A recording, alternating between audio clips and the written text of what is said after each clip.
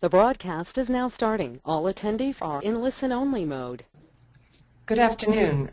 My name is Leslie. I'm the MassPAC coordinator at the Federation for Children with Special Needs. I'd like to welcome you all to MassPAC's webinar entitled The Whole School Model of Inclusion, the Haggerty School. We're so glad that you're able to join us today. Our webinar will be presented by Dr. Joseph Petner. Joe is the former principal of the Haggerty School in Cambridge, Massachusetts, and he's joined by two teachers today from the Haggerty School, Mary Marfione and Carolyn Callender. I will be facilitating the webinar today. This webinar will be recorded and archived at a later date on our MassPAC website, which is www.masspac.org. Before we begin, I have a few technical pointers. Because we have some participants on this webinar, everyone will be muted except for our presenter. If you have any questions for our presenters, I'm asking that you do one of two things. Use the toolbox on the webinar that allows you to type in questions, or you can email me, Leslie, at my email address here at the Federation, which is LLESLIE@fcsn.org. That's LLESLIE@fcsn.org. I will be collecting your questions for the question and answer portion of this webinar, which will follow the presentation. If I see a message indicating that someone's confused or needs a clarification, our presenters will address your question as we go along. If you have any technical questions, for example, if you're unable to hear the presenters or you're confused about what you're seeing on your screen, please email the Federation's IT Director, John Sullivan, at his email address, which is Sully, which SULLY, at fcsn.org. If for some reason you're unable to see the webinar, please remember that you can always hear the webinar by dialing on your telephone 1-484-589-1010, and the access code is 193-952-616. Thank you. So let's get started. I'd like to introduce our presenter, Dr. Joseph Petner.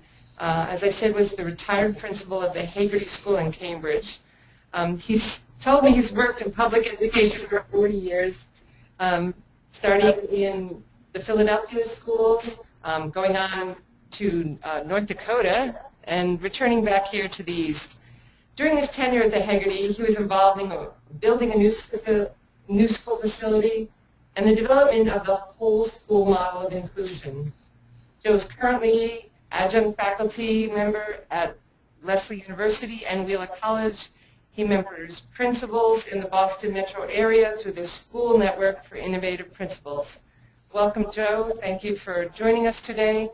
And I'd like you to introduce the staff that you brought with you today. Thank you. Leslie, thanks for your generous and kind words. I always say you retire from your job, but not the things that matter to you, and the work of our public schools continues to matter to me. So I, even in retirement, am trying to stay involved. It truly is an honor to do this presentation, but it is especially a source of pride for me and an honor to have two of my finest teachers who were alongside me and us as a community as we began the work of developing a whole school inclusion back in 1990, even before it was required under the IDEA regulations.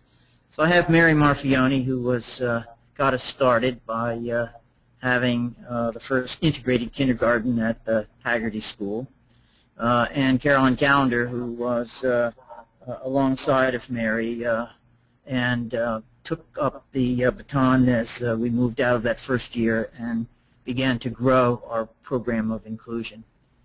So Carolyn and Mary, I always say keep me honest, and I hope that you will appreciate their perspective as they continue to guide and be involved, to guide the development of our inclusion program and continue to be involved with families and children. In the slide you'll see that I quote Carl Sandburg, who says there's only one child in the world and that child's name is all children. The work of inclusion is about community. It's not about the efforts of children with disabilities. It's about all of the children and this idea of creating a community that is accepting and belonging of everyone. When I think about our journey, and it's a continuing journey, often I say it's the never-ending story because the work of inclusion is never done. Certainly we've got evidence of that as we only have to pick up the newspaper and in the media to see that we still have important work to do in this idea that everyone is different, everyone belongs. That was the motto of our school and the guiding force, the guiding vision behind what we attempted to do. I always start by asking folks to think about their own experiences growing up and what their elementary school was like. That is, how were students with special needs viewed? What was the program of education like for them? And how did the view of the school influence your own views of persons with disabilities? And beyond the school, in the community, how were students with disabilities viewed? If we had a lot of time, we would ask people to think about that and share their experiences and their perspectives. I can tell you mine as a point of departure. I grew up in the 1950s, went to kindergarten in 1950. In my elementary school, I never saw the children with disabilities. They came to school after I did, and they went home before I did. Their classroom was in the basement of my elementary school, and you never went down there for fear that you might catch whatever those children had, and whatever they had must be terrible because you could never have any contact with them. We know how important the development of our children is in terms of ideas and beliefs and how they see the world. But I saw the world in relation to students with disabilities from a point of ignorance and fear, and have had to overcome that in my work.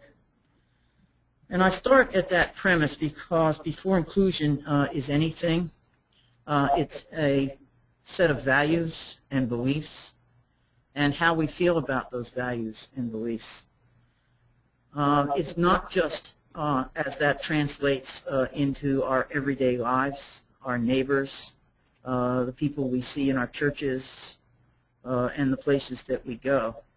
When you think about it on a larger scale of people in positions of power and authority who make the laws of our land, who control the policies and the resources, both human and financial, you begin to see how that plays out if we took a historical look and go back in the very early days in the 1800s to see that the view of people with disabilities was people who were to be avoided, who were seen as criminals, undesirables, in some ways were seen as possessed by the devil.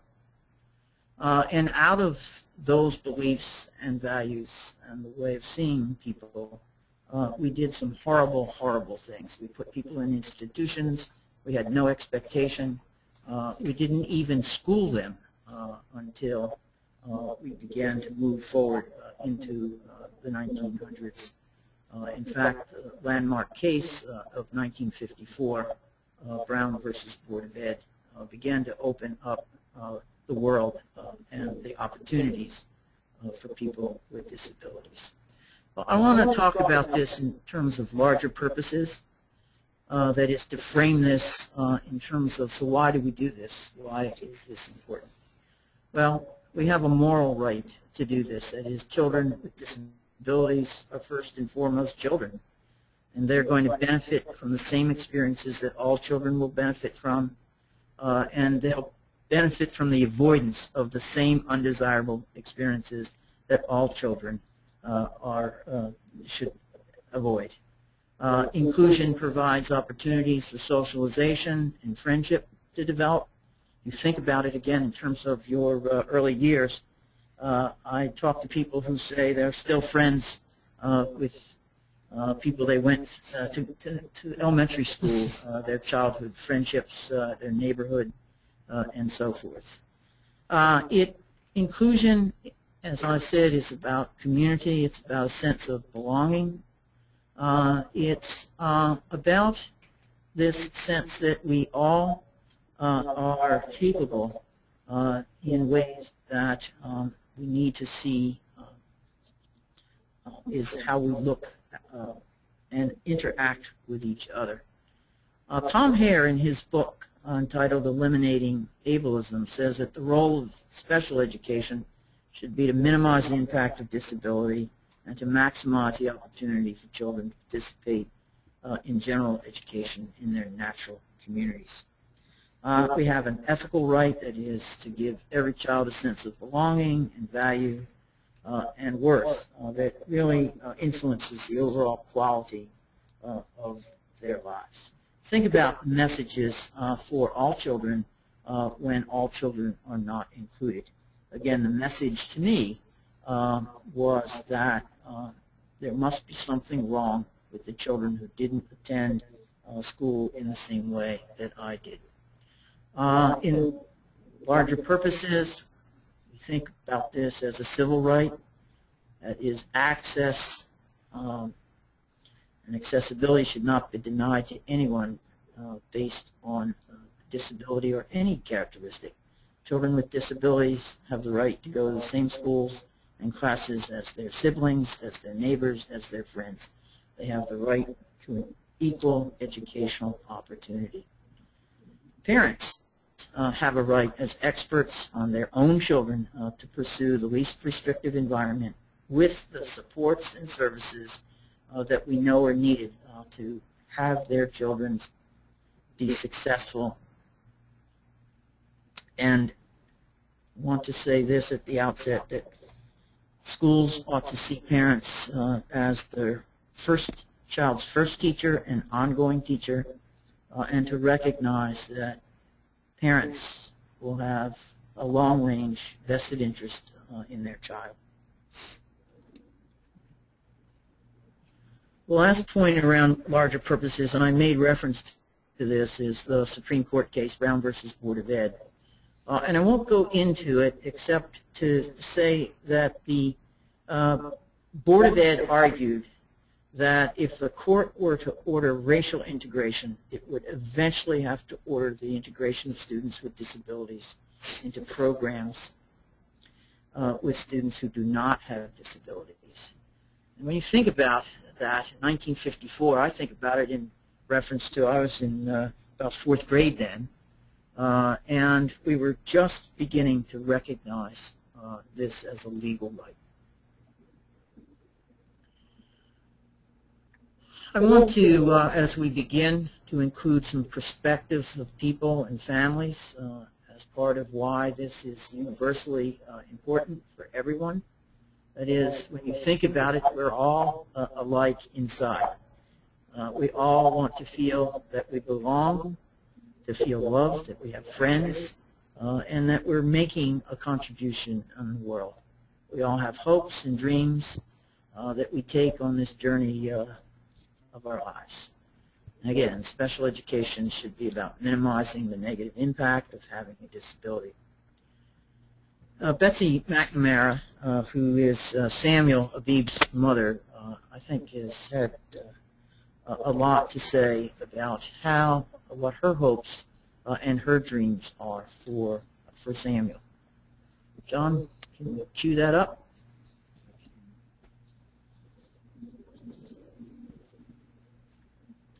So these are a couple of short clips from the video, including Samuel. I think there are three that are pretty significant.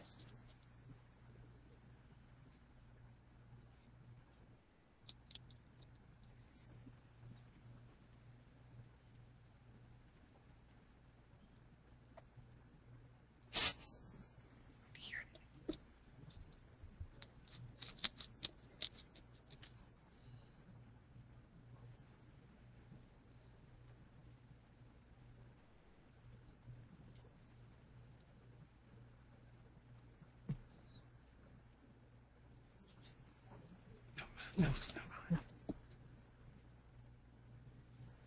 Let's see the video, but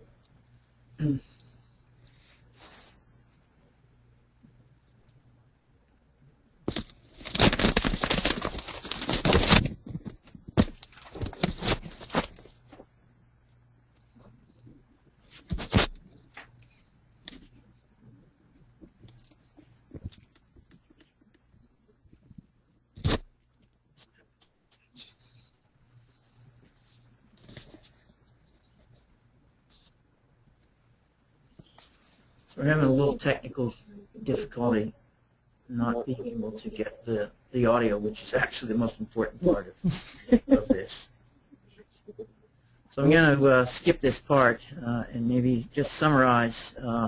So what Betsy says is that through her experience, she's appreciated that and adjusted in her belief, reaffirmed actually, what she wants for both her boys, Isaiah and Samuel.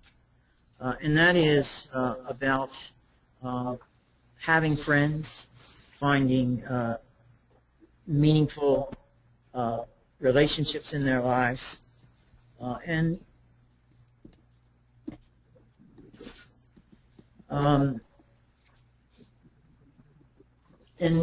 finding meaningful work.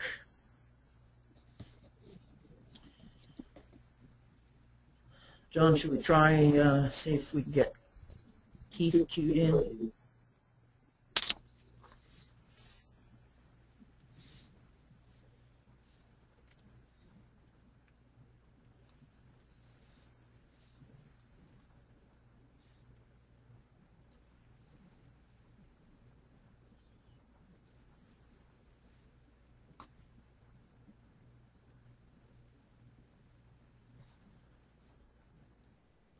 Picture, no sound. No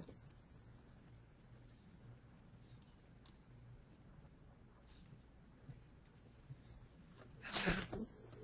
No. Not gonna be able to. Okay. So Keith's perspective, I think, is really incredibly profound in the fact that he says that people ask him what happened to him. And he says, what do you mean, what happened to me? You mean today? And he says, they say, no, not today. When did you get shot? And he goes on to say that what's evoked is black man in a wheelchair must have been a gangbanger, must have been the result of drugs. And he says, you know, I was born that way. And he says that the expectation that was held for him as he was in his early years of growing up was so low that there was no bar at all. And anything that he did above that expectation of nothing was significant. And those words continue to remind me of the work that we have to do and the assumptions that we make about people on the basis of how they look and what they say or not, whether they can walk or express themselves. And we do a total disservice to them and to ourselves when we prejudge and make assumptions. I'm going to skip the next clip. It's about Nathaniel or Ilana and his involvement with us at Haggerty School. And so I hope that Mary and Carolyn will bring them in to talk about that family and our work as we watched Nathaniel grow and develop and thrive in our school.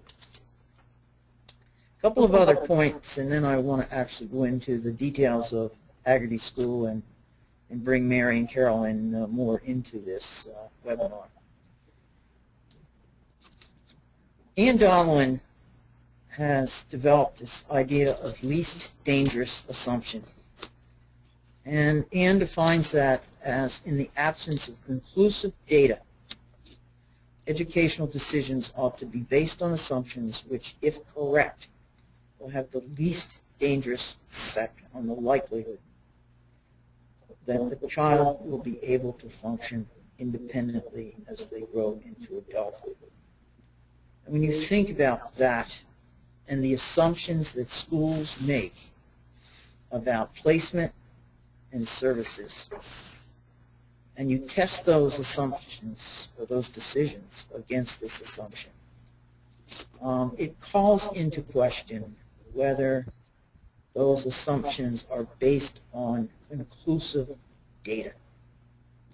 I think at Haggerty, and maybe to a fault, we always approached the question of inclusion as, yes, we can do this, and tried to leverage resources in a way that supported that assumption, which in many, many cases was the least dangerous assumption that we could make.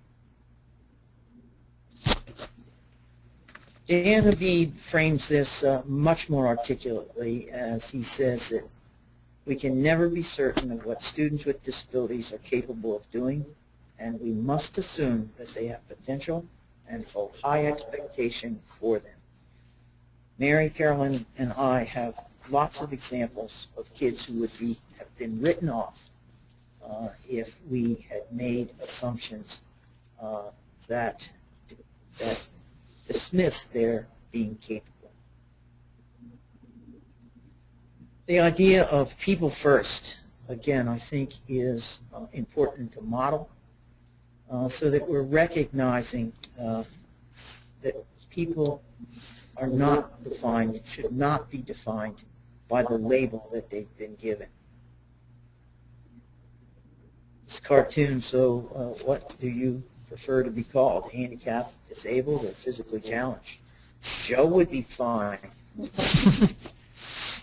Again, a simple but profound notion of how we treat each other. This is the work of Kathy Snow and the idea of people first language. A person is much more than a diagnosis. People first language means that we acknowledge that people with disabilities are people first. It means we focus on their abilities and their strengths, and it means that we presume that all students can and will learn, and that we find ways to support their learning. So these are really basic. That is, when you think about inclusion, it is important to go beyond the technical aspects of program and curriculum and think about, so what do we believe, and understanding that that matters, and that our beliefs and values will drive our actions, what we do. So the story of Haggerty is the story of one school, and I'm quickly to say that for me, the disappointment that I feel as sort of unfinished work is that we did not influence the larger school system in which we worked. That is, by and large, Haggerty was the shining example of an inclusion school, but it didn't really force or encourage or support the school system in developing a school system that was inclusive. And while I think there is every intention to do that, I think there has not been enough intentionality around that and enough resources to that end. So we'll tell the story, our story, and it actually begins in 1990 as Mary Marfione became our integrated kindergarten teacher, and we welcomed two boys, John Larkin and Bar Swain. I see those boys as our mentors. The idea that John's story is a story of high expectations, good instruction, and the support of assistive technology. And I think it demonstrates that the skills that can be acquired go beyond what would have been predicted in John's case, who was multiply physically disabled, about the results. We saw John graduate from Cambridge Fringe in Latin, and as part of his graduation, he gave a speech, and in his speech, he thanked those teachers and members of the community who saw him through, who believed that he could be included. I tell this story, and Mary may remember it or not, but John came to us from Franciscan Hospital, and his teachers there, he was at Franciscan since birth, and his family wanted him in the public schools, and John came to Haggerty. First month of school, the teachers from Franciscan came to visit, and I was expecting them. And I said, oh, let's go down to the classroom. Well, we went down to the classroom, and Mary and the kids were out on the playground. The playground actually was a couple of blocks from the school because we were in temporary quarters. So, I said, we'll go down to the playground to see John and the kids. They sort of looked at me like somewhat incredulous and said, well, how did John get to the playground? I said, well, he walked. Well, I think at that point they were even more incredulous, but maybe thinking that how could this possibly be? John's IEP said that he would walk 10 feet down the hall unassisted by June of that school year. In the first month of school, John had already exceeded the development of that IEP goal. Well, you know, John didn't know that that was on his IEP. Mary, being the terrific teacher, everyone's going to go to the playground. We had this little red wagon. John rode in the wagon. The kids rode with him. Sometimes John put his hands on the back and pushed that red wagon, and it was clear that they were a community in that classroom, with every expectation that John was a fully participating member of that classroom. Mary, you want to add anything to that story? I think you can see by the gleam in John's eye that he had a little bit of mischief in his personality. He came to school and it just seemed to be like kind of awed and looking at everything with great wonder, but loving it and appreciating it. And I think I remember two things about John. One was that he did use the wheelchair sometimes, and of course to the typically developing children, that was a little bit frightening. And his dad came in one day and just very simply said, you know, you use your legs to get around, and John uses wheels. And then gave everyone a ride, and for the rest of the year, there was always competition. If John wasn't in the chair, other people wanted to try it. So it became something very normal instead of something frightening. And then we, as kindergarten teachers do, spent a lot of the year teaching the ABCs. and you try to get John to point or to somehow indicate, because he was nonverbal at the time, that he was learning the alphabet, and he would not respond until the day I brought out M&Ms and offered him one every time he pointed to a letter, and lo and behold, he knew every letter. So he was a lot of fun and really taught us all quite a bit about inclusion. Do you think the reason that that was successful was because it was in a kindergarten classroom and the children there didn't have that built-up prejudice and assumptions and just saw him as another kid? I'm not sure that all children came without those prejudices, because I know sometimes we had parents who expressed them and had to process with parents, but I think they quickly accepted him as children do.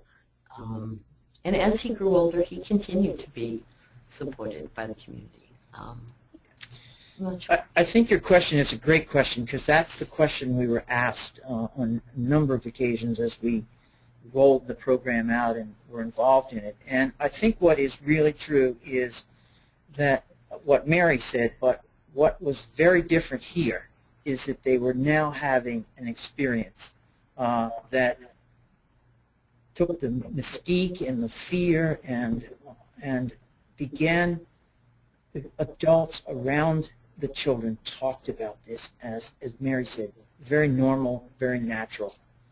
And I think that helped develop a different outlook, that this became, yeah, John's just a kid like us, and he likes M&Ms and all the things that we like.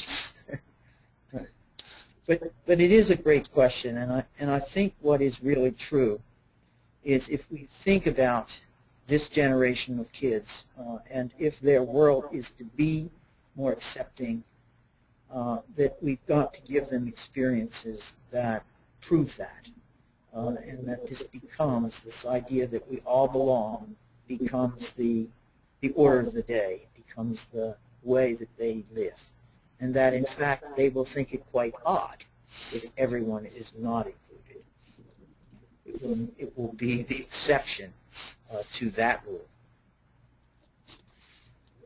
Well, I have this saying that inclusion is an easy thing to do poorly.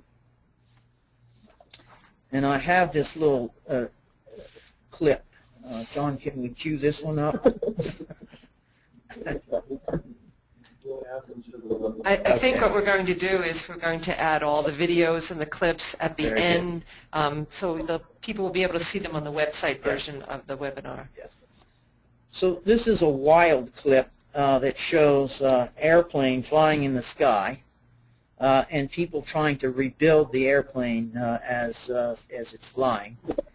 And they talk about why they do this. And the work of rebuilding our schools to be more inclusive, to me, this is a great metaphor. That is, we're trying to rebuild the airplane as it's flying in the sky, and that is no small matter. Inclusion is an easy thing to do poorly, and we know about the things that matter if it is to work well. So I've talked already about beliefs and values, but the idea of well-supported classrooms, the allocation of resources for staffing, time for planning and collaboration, and time for teacher training.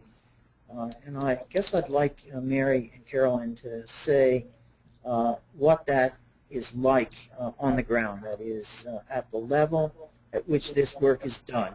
It's not done in the principal's office or at the front door welcoming students in. It's really at the classroom level, and if we don't have things in place there, it's not going to work. So Carol and Mary, what were things that mattered to you, that made a difference in your feeling, one, able to do this and actually being able to do it? Well, when we started talking about the Haggerty being an inclusion school, I was there as a special general educator. So the world of special education was a very new world to me.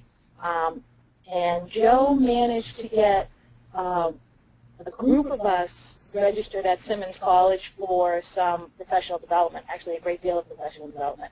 So that was so helpful as a teacher, but what was really useful and had long range effects was that we did it together. So the learning process was a group of us together.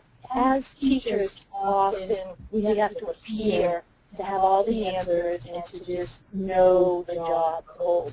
Whether you're in a parent conference or whatever the situation.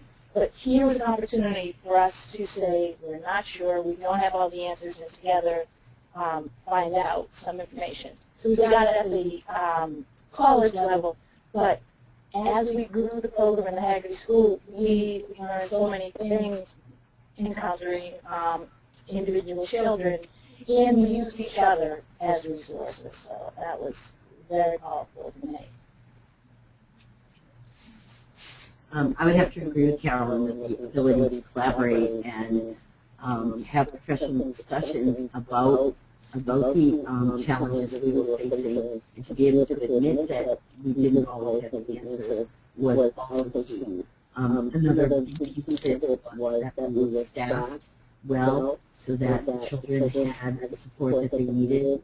There were years where there were 16 children in the classroom and 4 adults. And that's what made it work, because you could make sure that the child was receiving whatever he or she needed. Also, we found that when we use strategies to help children with special needs to learn, it also helped all of the children. So things like visual around the classroom and modeling and explaining different ways and accessing all of the child's different learning styles really made a difference in the lives of every child in the classroom. Maybe you could speak a little to how much support you got from other staff to either modify the curriculum or adjust the curriculum for the different learners in your class. Actually, in my case, I'm dual certified, so I did all of the modifications of the lessons, but we often had new interns who were graduate students in the special education program, so they were constantly bringing in new ideas. We had supervisors to collaborate with us, and I could always access the speech and learning with the PPT. But most of the curriculum I actually adapted myself. It was different than Right.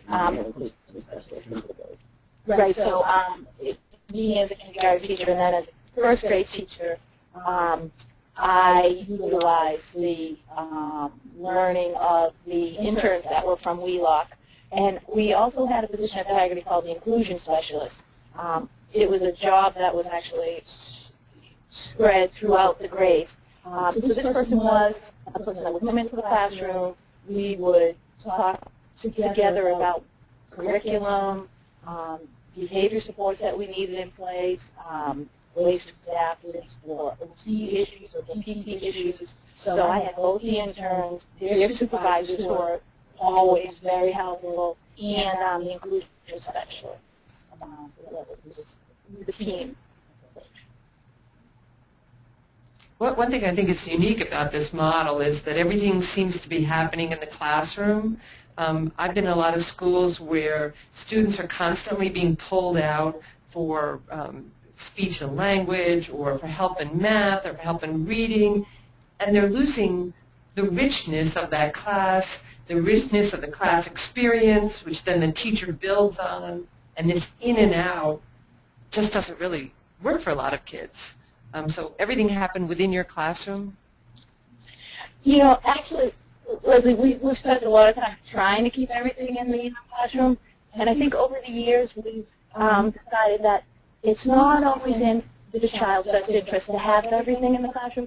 There are some things that we need a child to be in a small group, say, working on social skills, with children from the classroom. But sometimes things can't happen in that particular form, so we're more selective, I think, about not saying everything has to be in the classroom.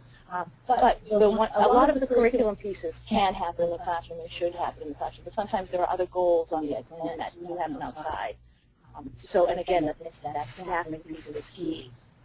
We also have things that most schools have. We have things like foster grandparents and volunteer tutors, and all of these people work together, whether it's supporting a small group, so you can have more attention or time with the child. You know, there's all of the pieces that go into making it a successful program. Because you're constantly struggling, I think, to make sure you're meeting the needs of every child, and not just the children on IEPs have particular needs, but almost every child, especially young children. So you're trying to juggle, and you're trying to access the resources, through, whether it be volunteers or getting them in groups where they're not officially on IEPs, but they're sort of pulled in, and it's an ongoing process that you just continue to work on. One of the benefits I want to say about Haggerty is, for better or worse, as Joe mentioned, Haggerty quickly became known as the inclusion school in Cambridge. While we were hoping it would be more widespread, you can understand a family's wish to have their child in the school where things were somewhat established, because it's difficult to be the pioneer child in all the different schools. So we had a high percentage of children with needs. But we also had families that were choosing the Haggerty School, knowing that it was an inclusion school, and so we didn't have to do a lot of education for those parents. We're proving to those parents that, in fact, the extra aspects of the classroom were in any way taking away from their child's education. In fact, that it enhanced it. But we had that parent group that had carefully chosen the school for that reason. So that was always a great help to us. So some important things have been said in this exchange between Leslie and Mary and Carolyn that I want to summarize. One is Leslie's question is an important question, and our response as a school was that we were not running parallel programs. That is, was not the Gen Ed and the Special Ed program, but this would be one program. So that the debate wasn't whether kids would be pulled out or not, is that we all had responsibility for the children. That is, the Gen Ed teacher wasn't just responsible for the typical kids and the SPED specialists for the atypical kids, but they were all of our kids, and that the work was very intentional. So if a child was pulled out for OT or PT, for example, that would be in a time that would fit into the day that seemed appropriate, so that we protected time that that child would not be disrupted from being a member of that classroom community. And again, I think that's part of that intentionality and what it means to be an inclusive school rather than two terrific inclusive teachers. But this was the structure and the value and the mission of our school. So if you were a staff member at Haggerty, you knew what was expected of you, whether you were the phys ed teacher who was being asked to run an adaptive PE program, or the library media specialist, in terms of the fact that access to print material and experiences was going to be your responsibility regardless. That is for all of our children. So again, I think those are really important things to acknowledge. Now, we didn't wake up one day and this was all in place. This was the point of growth for us and learning, which was helped by a lot of important professional development experiences. And one of the things that we learned, which is hard to do because we're trained differently as Gen Ed teachers and special ed teachers, is you're trained to sort of do your own thing in the discipline. So learning to work together. I felt, as I look back on it 5 years out, was that our Gen Ed teachers became better special educators, and our special educators became better Gen Ed teachers. That is, they learned about curriculum that they didn't necessarily know. Mary was an outlier of sorts, but we needed that to start with because that was the school system's idea of what we would do as an integrated kindergarten program. But I said I would only do that if we could have an integrated first grade and integrated second grade. That is, we weren't going to create a school within a school or a program within a program. This was going to be about the whole school, so that we wouldn't be in a position of saying to families, well, do you want your child in the inclusion program, or do you want them in the, I guess, non-inclusion program? Semi-inclusion. Right. And so, again, it became, as Carolyn said, it became our common, our common mission, our common goal. We believed in this as families, as teachers, as school principal, custodian, cafeteria folks. Everyone was expected to interact with kids in appropriate ways and respectful ways. And it became the culture of the Haggerty School. It truly did. But it took several years to get to that point. It had to start and then build through the classes. I believe it's a K-6 school? Yes. Yes. It did. It built through the classes. And I think from an administrator point of view, from the leadership point of view, we would not have been successful if we had tried to implement this full-blown in years 1 and 2. That is, we needed more resources, and our ability to command those resources took some time, and so incrementally. I mean, I said what I said about our system not coming through, but there were resources that were allocated to us. There were policies, actually, that were developed that were enormously helpful. As Mary said, we were expected to be all things to all people. And one teacher in a classroom cannot do it all. And so you need to create these teams, and there are a number of ways to create those teams. The other thing that I want to say that came up for me as the three of you talked is that there's no monolith here. There is no recipe to follow.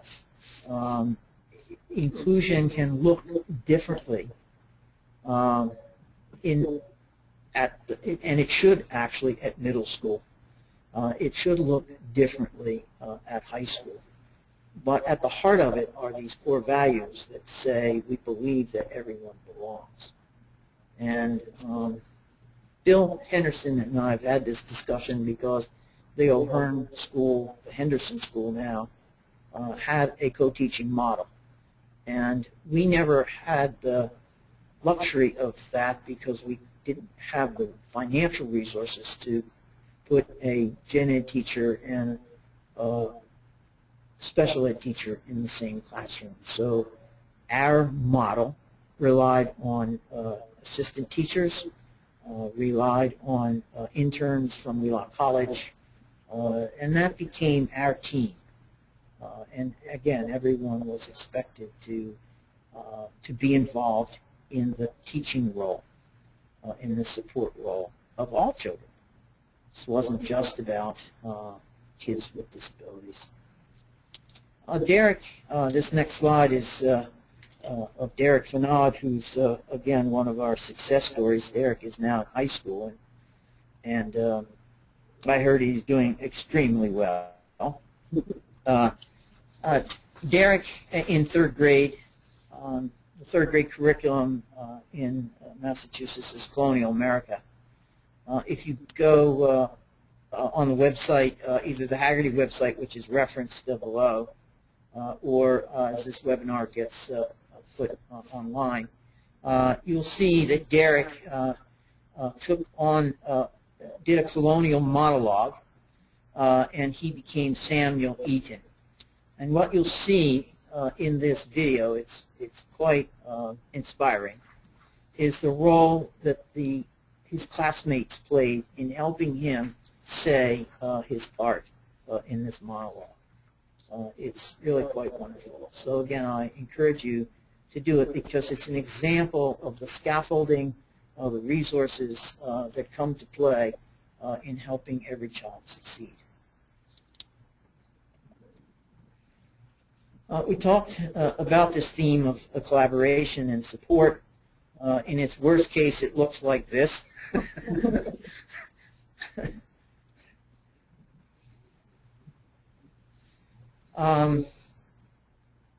It is important that a school figure out how to create teams, teaching teams, instructional teams, that you talk about what the roles are, what the responsibilities are,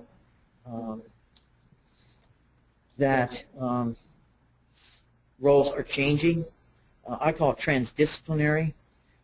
If you're the speech and language teacher, you need to be able to push into the classroom during the language arts period or some period, especially if you're trying to support the development of social discourse, social engagement on the part of kids. You become the facilitator, and the class of kids interacting together, whether it's in the dramatic play area or they're working on a project, building a design, fifth grade architecture unit, whatever that is, that your role is a support role.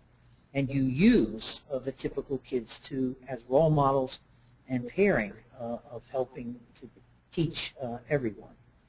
And again, that's how this should work. So everyone has a key role, including our families. And I can't say enough when I talk about families being the child's first and ongoing teacher. Mary gave the example of Drew Larkin, Johnny's dad, coming in. Families knew much more than we ever did about the particular disability that their child had.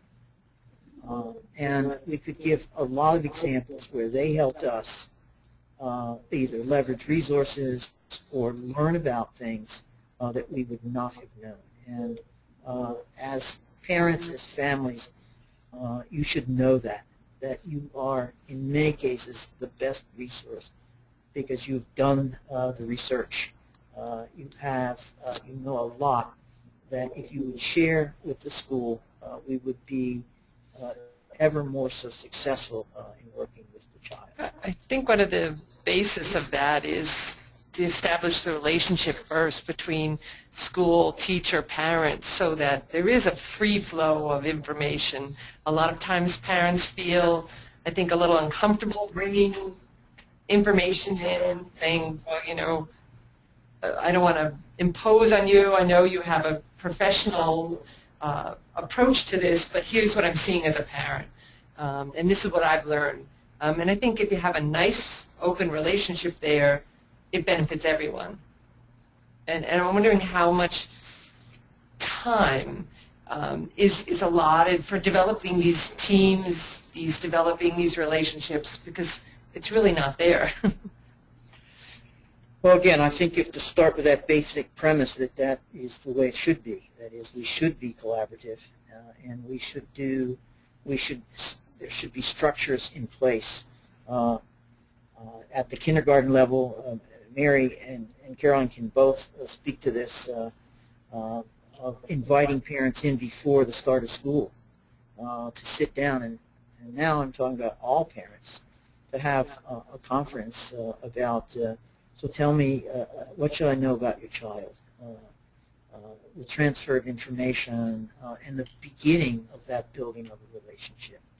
Again, I think the expectation is that parents are valued and welcomed.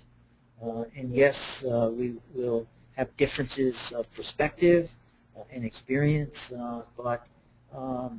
and that, in fact, in the best case, that we use each other as problem solvers.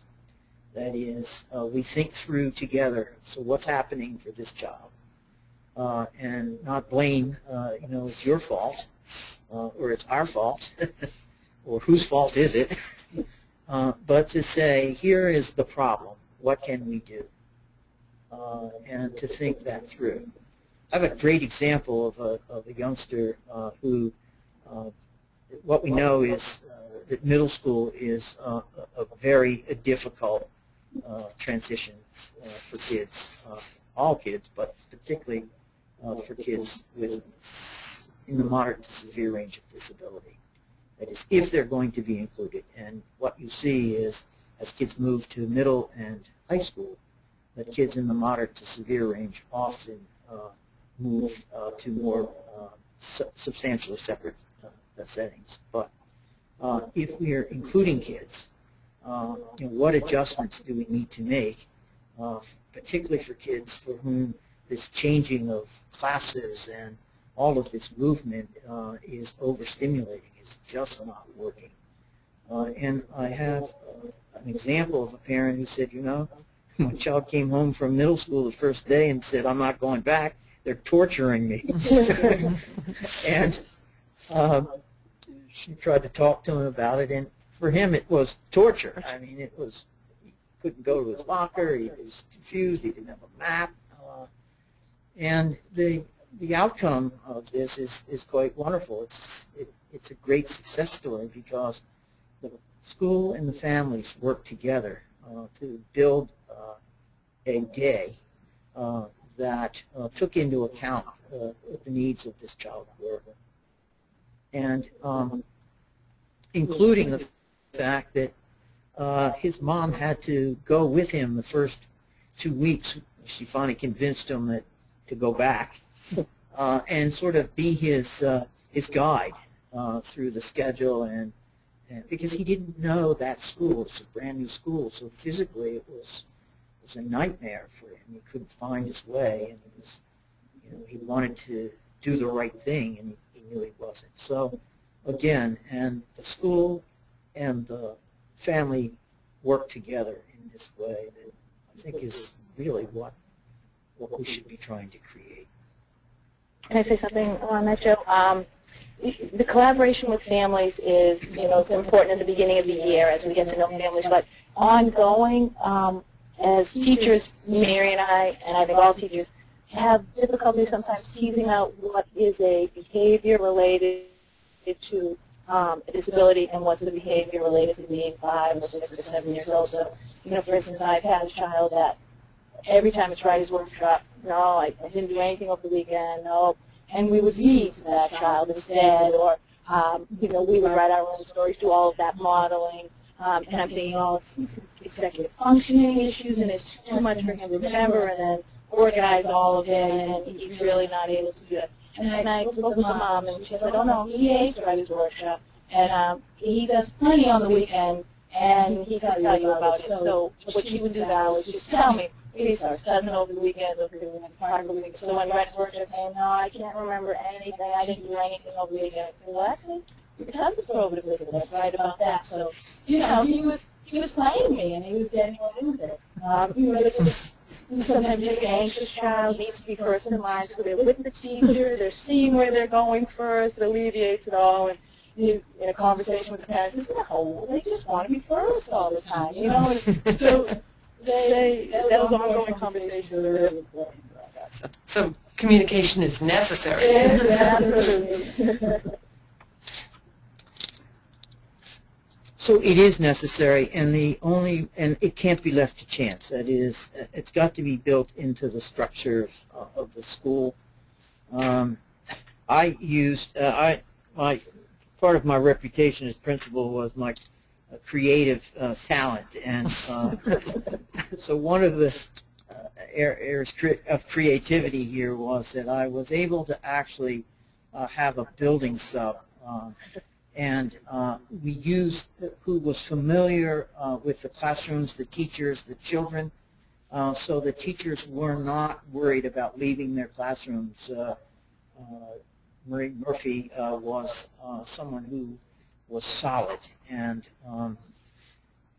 so we used her to cover classes as we pulled our teachers out to have team meetings, and we did that on Thursday. Thursday was our so-called team meeting day.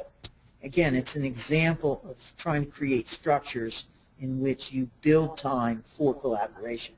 That is, you can have the best of intentions, but if there's no space in the day, and if there's no time after school that doesn't, that is contractual, that doesn't rely on, the dedication of these great teachers who are there till the wee hours of the day and early morning, but is, again, built into so that you can bring everyone together. Early release days we used in a very planned-for way around professional development. And again, if those structures are in place, they are the foundation for the development of quality programming.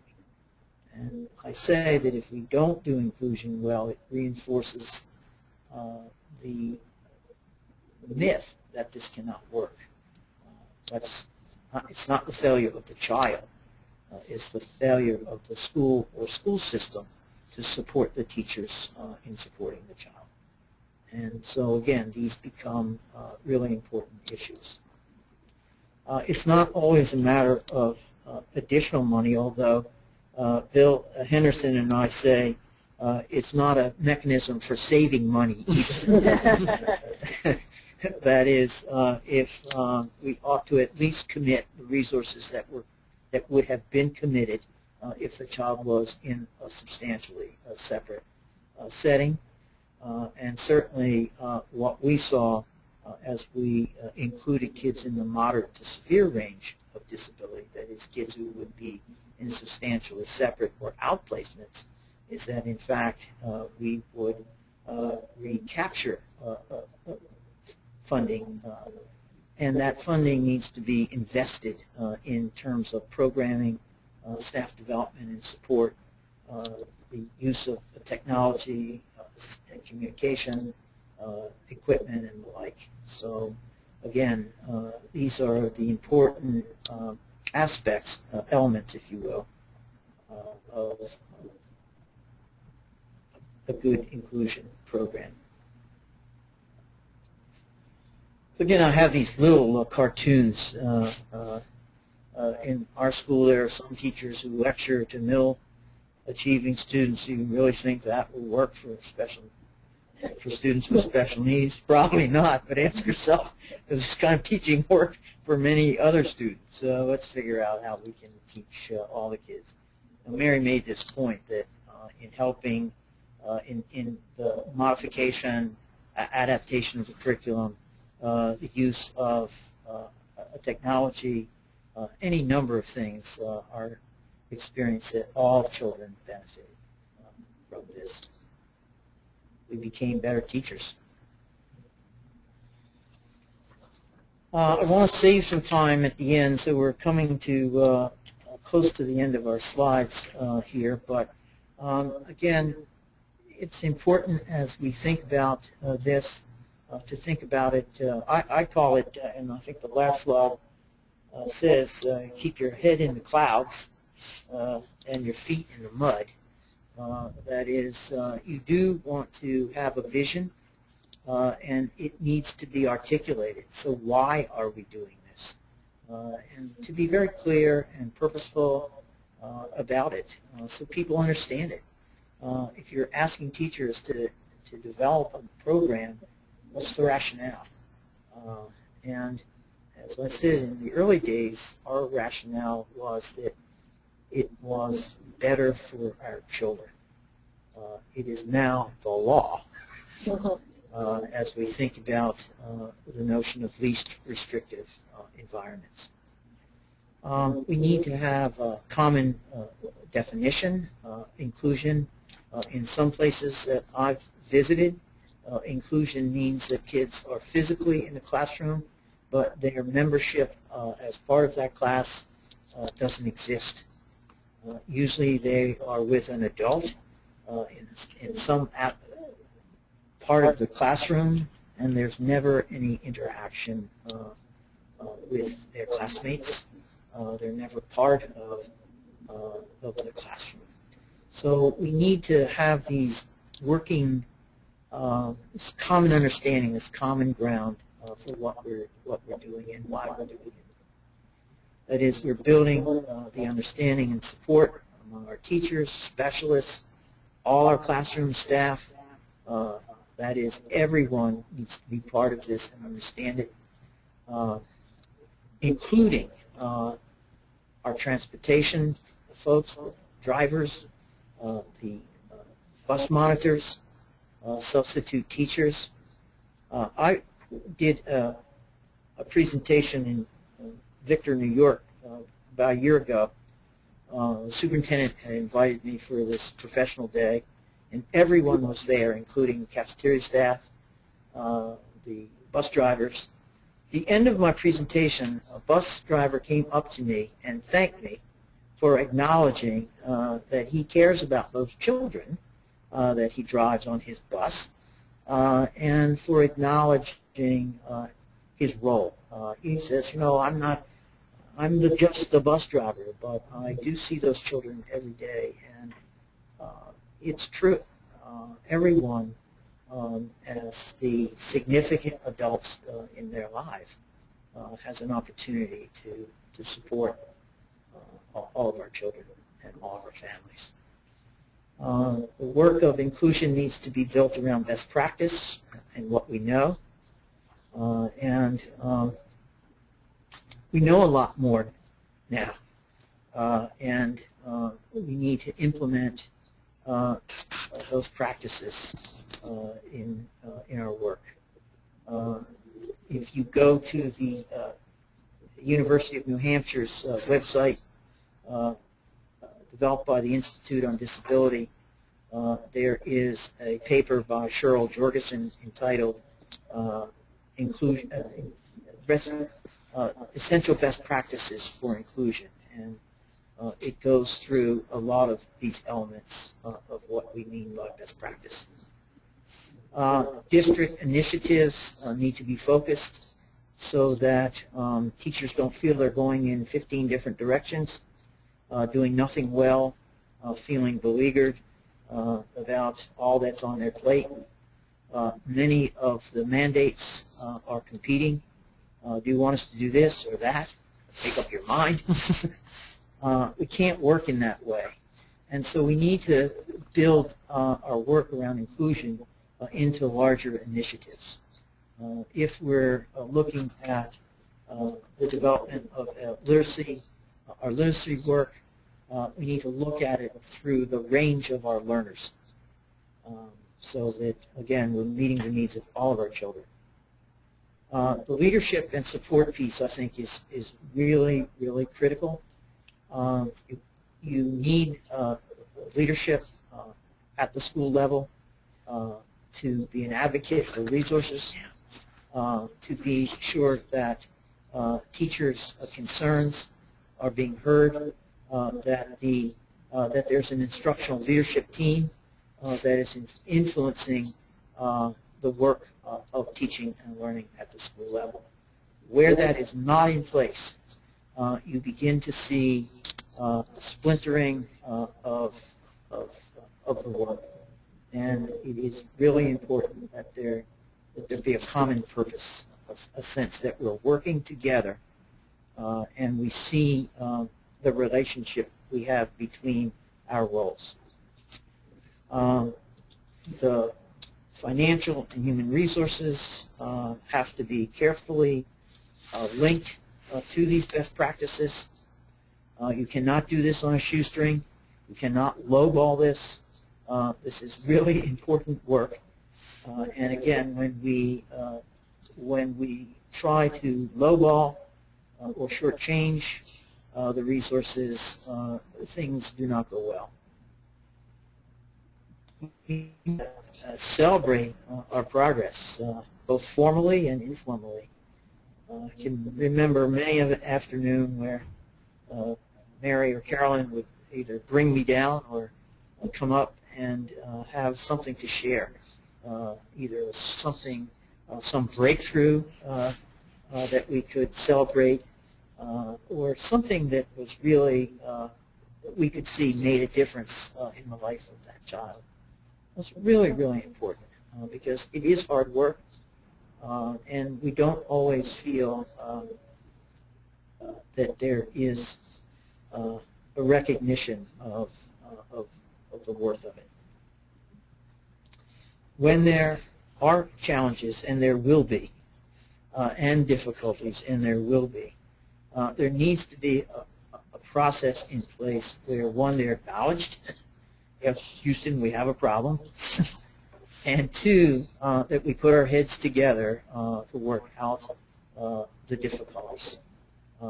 What's wrong with this picture, and what steps, what resources, what things can we do to remedy them. This idea that change takes place over time, not overnight. We need to plan for the long haul.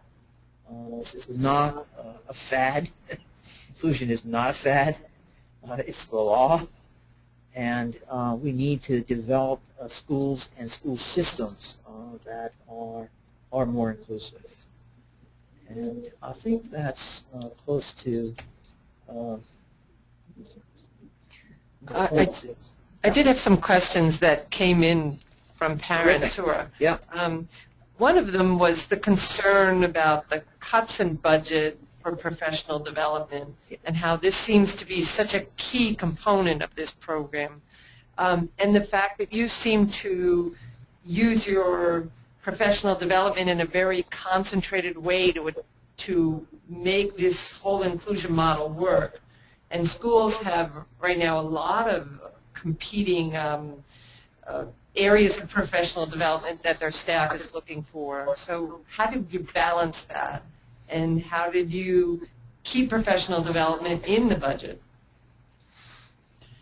Well, I see professional development as a huge investment in our staff, and that if we don't invest in their ongoing, continuing development, then they will end up feeling burned out, overwhelmed, and quite frankly, they have other choices.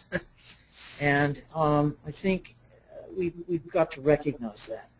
I think when we talk about professional development, I'm seated here are outstanding teachers, exemplary teachers, and we need to look at ways in which we share our practice with each other. That is, within the school, what are ways in which, Mary and Carolyn do this all the time. I used to see them, going into each other's rooms and picking their brain, each other's brain about this is working, or how would you do this, or can we do this unit together? So I think part of the professional development is embedded. That is, it ought to be an ongoing part, that you ought to give teachers opportunities to practice and share their practice. That is, to talk about their practice, to share what's working, and to learn together. When we had a reading a grant, we actually did a book study.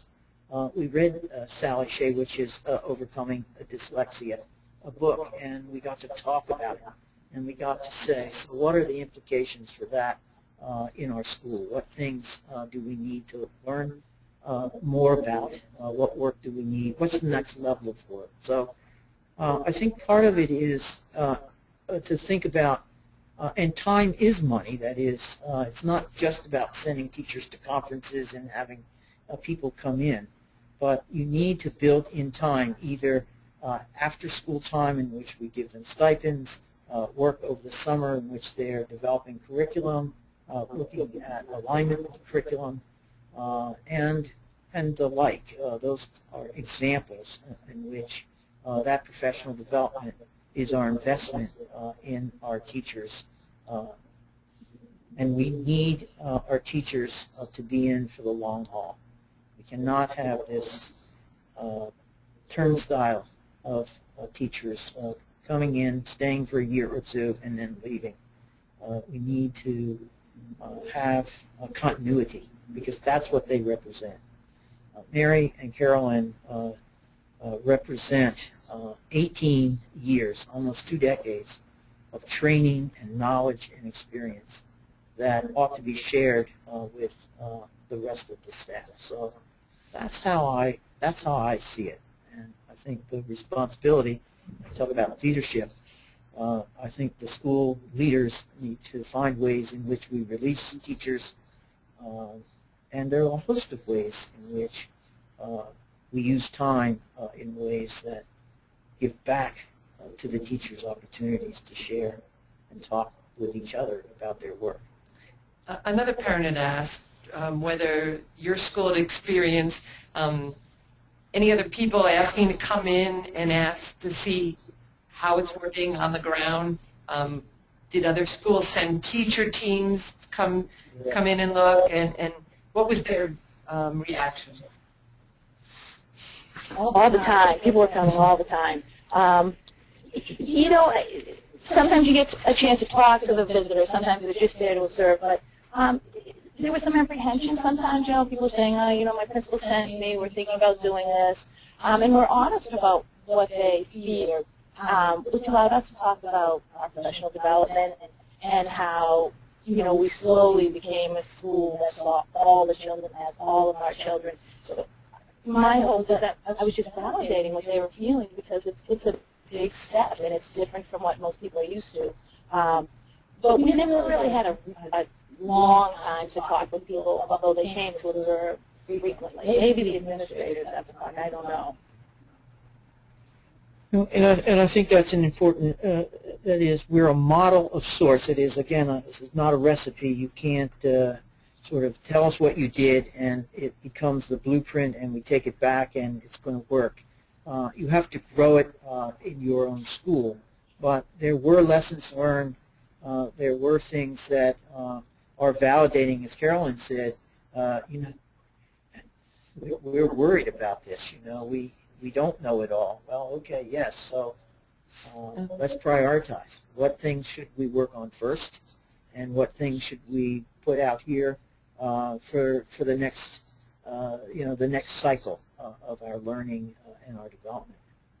But you may not be the only model school. Yes. I'd like to let the participants know that there was a wonderful article in the Globe this week, April 4th, called Learning Life at School, that talks about the Henderson School in Dorchester, that seems to be continuing your model, celebrating your model, and moving forward in that direction.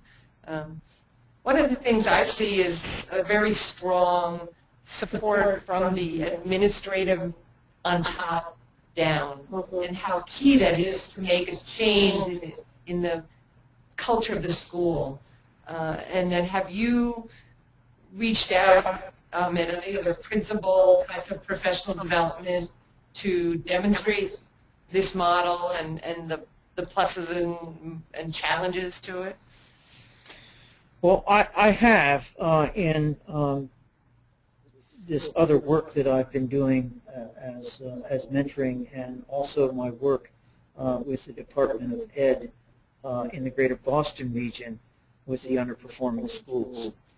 And it is significant, because when we look at the achievement levels as measured by MCAS, and you know, I don't hold MCAS as the sign of our success, but we do have to reckon with that because it's the law, and it's fairly high stakes. It's not fairly, it is high stakes for our children. When you look at the subgroups, our children with disabilities are the kids most at risk for failing. And so that puts us right into this discussion about, so what does that mean? What we're doing obviously is not working, and we need to think about our best practices. And again, inclusion is listed as a best practice. It's not named in that way. We talk about it as least restrictive environment. And so yes, we need... Should be the most inclusive environment. That's right. That's right. And, but, you know, again, talking with a principal who has an interest, I think, can be supportive in the same way as teachers talking with each other about it. But there are some resources. for guiding a principal.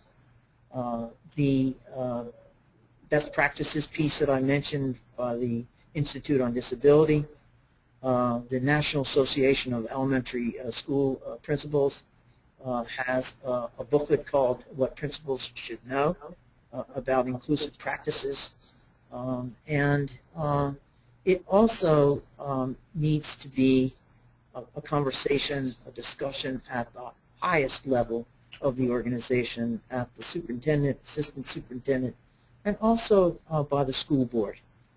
At one point, our school board had a policy on the books that said that there would be an allocation of paraprofessional support in classrooms that were inclusion classrooms.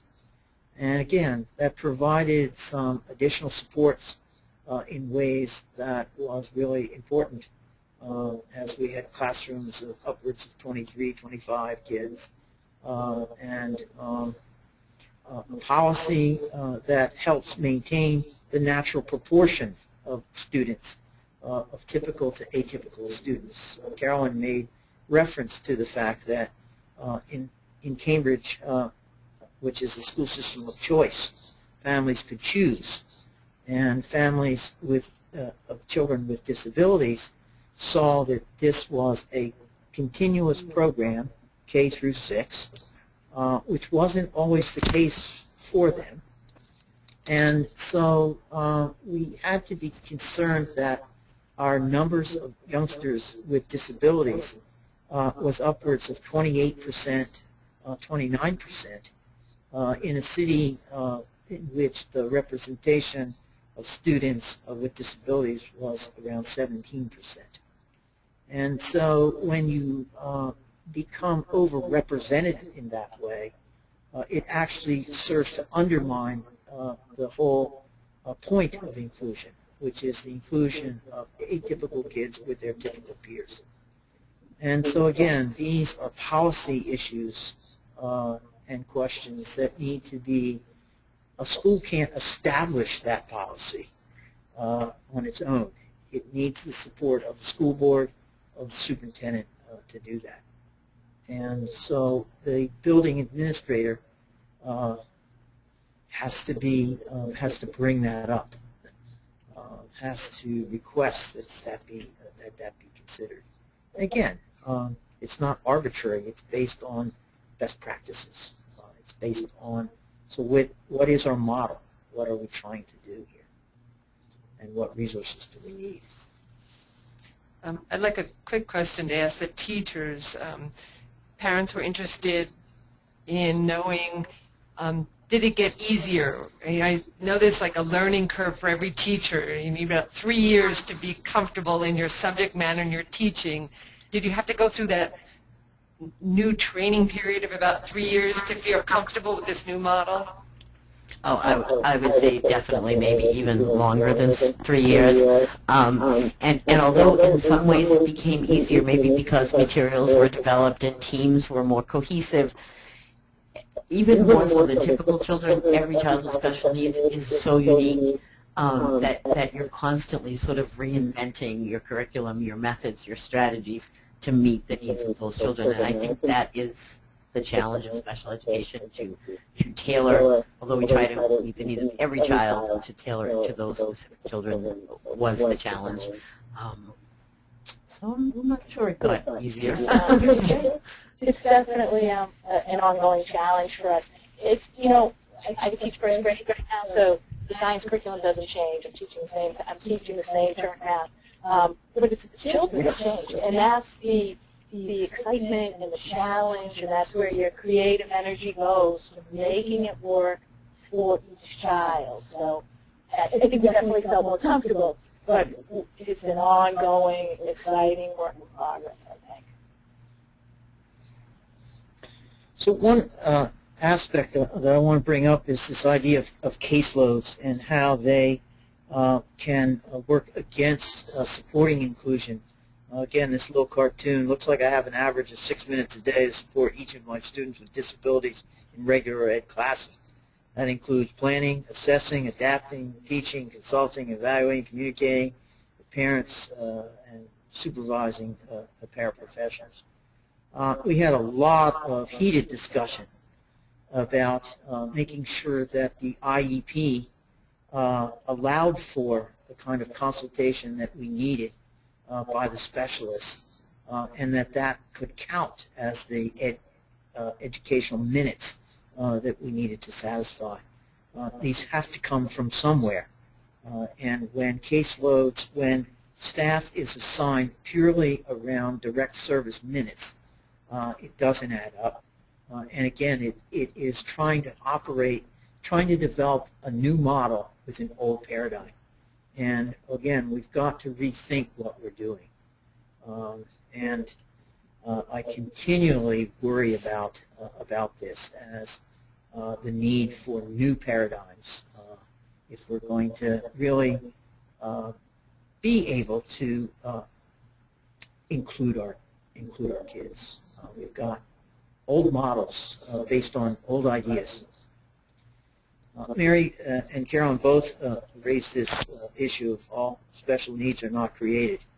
I have a good friend, Elizabeth Singer, who says that when you've seen one child with autism, what you can say is that you've seen one child with autism. And I think it's both the uniqueness of people, and we need to recognize and acknowledge that it's wonderful as you see that, but it's also why the professional development work and the curriculum development work is so important. We had a chance early on in our work to work with CAST, and if you go to their website, there's a lot of great material around universal design for learning, and in terms of strategies and what it means to give multiple ways of representing information, and again, I think it's an important, significant teaching strategy. We had a lot to learn about positive behavioral intervention.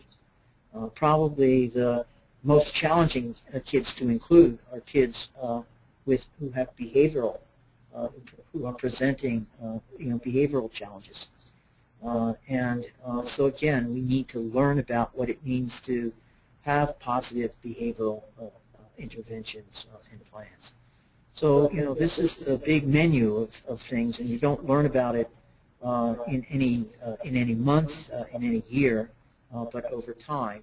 And it's why it's important to have continuity of staff, because that's where you are developing expertise and your talent. So these things are important. For a long time, our school system would reassign our special ed specialists. We had a new psychologist every year. Why? Oh, well, we like to move people around, give them, and it didn't make any sense for us. I don't know if it made sense for anybody, but for us, we needed someone who understood what we were doing, who could be who could contribute to what we were doing. And so this is the constellation of things that I would say are the elements of successful inclusion.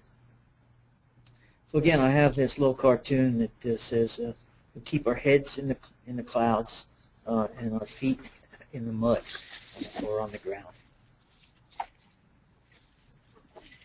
So I want to especially thank Mary and Carolyn. They've had a long day already, and they will probably tell you I always would push us to do a little bit more. I'm sure you can figure out how to include this as those instructional minutes as part of the model. Well, thank you so much for joining us. I think this is the discussion that just should be starting. I like the idea of really looking at the definition of inclusion and what that means, and maybe how we can make that grow. As a parent of children with special needs, I'm ready to look at new models and new practices and move to that best practices. So today you started the dialogue, and I'm really excited that at least it's happening somewhere. So thank you so much. And I This will conclude the webinar.